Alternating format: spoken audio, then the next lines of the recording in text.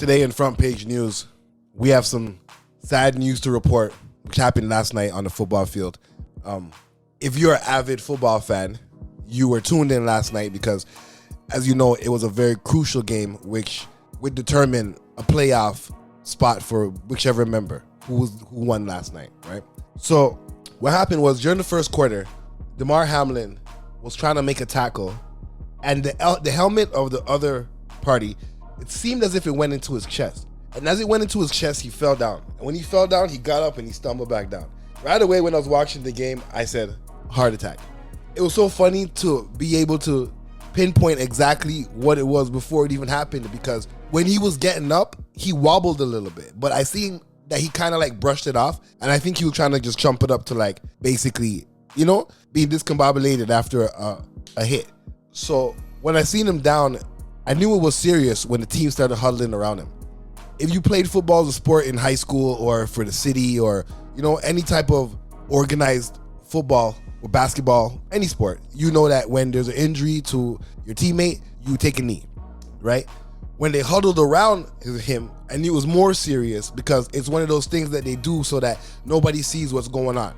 After when they said they were feverishly pumping on his chest and trying to get his heart to restart, I thought to myself his career might possibly be over. It's a very sad thing to say for a 24-year-old. He was a free safety and he was playing for the Buffalo Bills. And last night, that game against Cincinnati was so important that I know that he wanted to get up and continue, and I know that they wanted to continue the game. But I respect the decision of the NFL to cancel the game.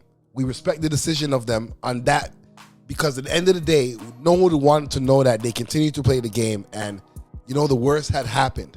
If you were visually watching the game at the time it happened and not just somebody who's basically just hearing about it on TV or their local news, those players could not have continued that game. And if they continued that game, they would have lost and it would have been chumped up to the injury. So at this point right now, everybody's just trying to figure out if he's going to be okay. Like, the game right now is not important. And football is a very, very, very, very important game to America's pastime.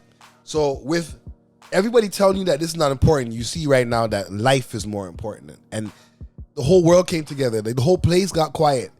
Social media got quiet. Like, I remember playing football as a kid. And, we get some crazy hits. But at the level of NFL, your body should be conditioned to take those hits.